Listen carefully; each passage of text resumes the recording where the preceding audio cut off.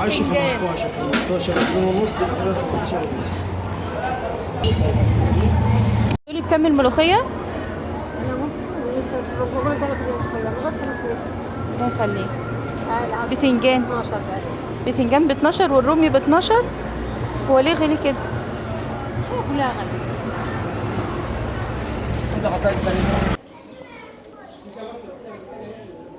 عبد الرحمن جاب العيش، شايفين ما شاء الله. كنت انا لسه ما طلعتش والعيش اتحمص.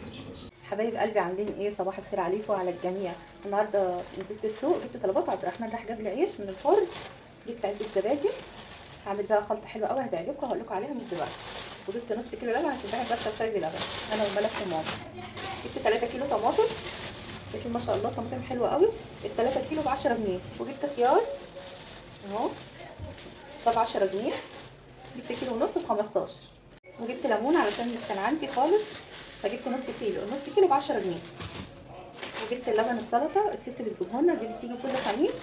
النهارده الفراخ الكيلو ب 79 جنيه. جبت فرخه وجبت بيضتين. لسه بقى هنشوف هنعمل ايه اكل مع بعض.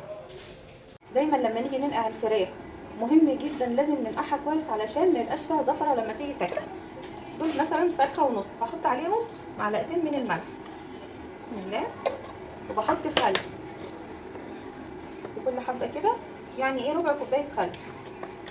عندك ليمونه اعصري ليمون بسم الله. الليمون بيشيل الزفره وبيقتل الميكروبات. وحطي عليهم معلقه من السكر. وشوفي كده بقى الفراخ هتبقى جميله جدا، مش هيبقى فيها ريحه الزفر. جربي الطريقه دي وقولي لي في الكومنتات. مين بيعمل زينا؟ قبل ما نبدا في الغدا لازم اغسل البوتاجاز. يلا ورايا. مين بيعمل زينا؟ قبل ما ابدا في الاكل لازم اغسل البوتاجاز غسله حلوه قوي. دايما لما تيجي تغسلي البوتاجاز شيلي العيون علشان العيون ما تلزقش وايه وتعمل حاجات ناشفه وما تطلعش معاكي. يعني شايفين هنا ما شاء الله معايا كل ما باجي اغسل البوتاجاز بشيل واحده، مره دي ومره دي لحد ما ايه الاقيهم كلهم يتشالوا معايا، لان لو ما عملتش كده البوتاجاز بصراحه بيبوظ معايا.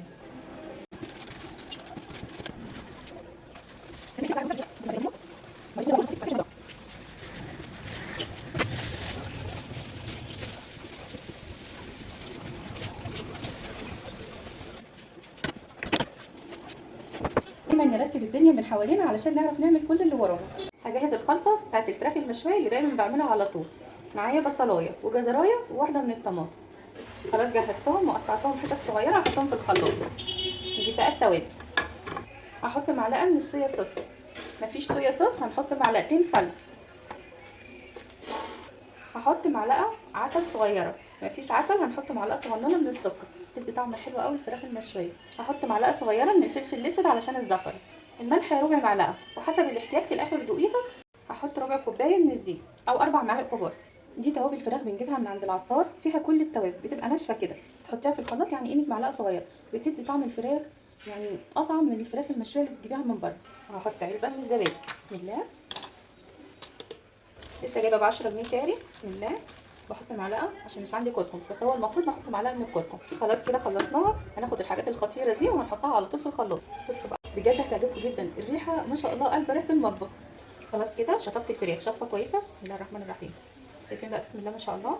هحطها على درجه حراره 180 بسم الله. لازم ادخل السوائل هنا والخلطه من تحت الجلد علشان تتشرب بسم الله.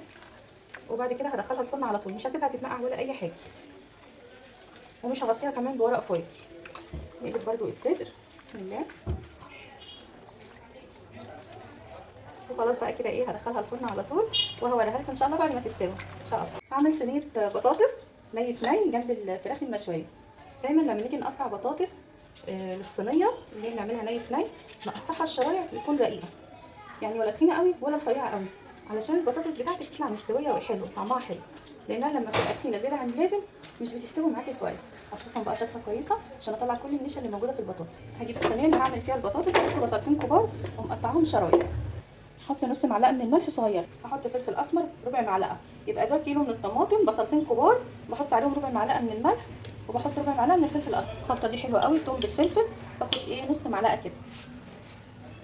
توابل فراخ اللي انا جايباها من عند العطار بفرك حته كده وبحطها يعني حته صغيره ربع معلقه. هجيب بقى كل الخلطه بالبصل وهفضل بقى ايه بسم الله افركهم كده لحد ما اطلع الميه اللي في البصل. طبعا ايدينا مغسوله وايدينا في الميه على طول.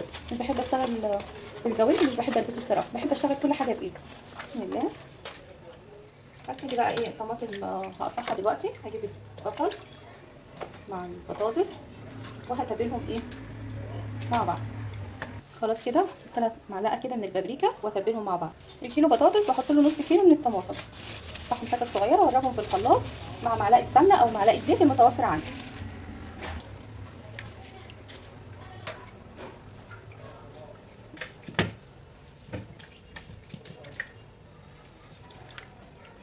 بسم الله. بصراحه كان نفسي احط فيها فلافل، بس انا نزلت السوق النهارده ونسيت اجيب ومش قادره انزل تاني. بحب احط قوي فلافل وكل جميع الفلافل، الاصفر والاحمر والاخضر في الاكل، بس قلت بقى مش مشكله هنمشيها كده النهارده. قلت بصراحه مش مشكله وهنمشيها كده النهارده. خلاص اهي كده بقت جاهزه معايا. هحطها على البوتاجاز واخر 10 دقايق بعد ما تستوي هحطها في الفرن. هعمل رز بالشعريه. بسم الله. الكوبايه ربع كيلو، هعمل كوبايتين من الرز. حطيت بقى كوبايه شعريه و4 معالق كبار من الزيت. انا بحب اعمل الرز بالشعريه بالزيت، وفي الاخر خالص بعد ما يستوي بحط معلقه سمنه بلدي بيدي طعم حلو قوي. بعد ما احمر الشعريه، قبل ما تتحمر الشعريه بدقيقتين بغسل الرز، لان لو غسلت الرز دلوقتي هيبوظ وهيديكي طعم مش حلو في الشعريه. اول ما الشعريه خلاص كده بتتحمر وهدي عليها النار واشطف الرز. خلاص كده هحط بقى الرز. مش عندي شوربه بحط مكعب من الماجي، بحط له حاجه بسيطه من الفلفل الاسمر والملح حسب الاحتياج. بسم الله. خلاص كده اول ما يتشرب الرز بهدي عليه النار زي الشمعه كده. اخر حاجه بقى هبدا فيها السلطه اهي. السلطه بقى فيها الكرنب ده حلو قوي، بنفسجي وطماطم وخيار وجزر وبنجر وبقدونس وكل الخضار اللي عندك حطيه في السلطه عشان ايه تاخدي فيتامينات اكتر. خلاص كده خلصت السلطه، حطيت لها ليمونتين وحطيت لها حبه بسيطه من الملح. وعرفت السلطه.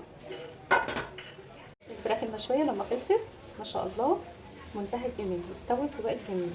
صينيه البطاطس اهي خدت 5 دقايق بس في الفرن والرز استوى. شوفين بقى الرز وجماله. خلاص كده خلصنا الغدا وما خدناش وقت خالص، كل حاجه بالترتيب بتخلص وعملنا الوصفات بطريقه بسيطه.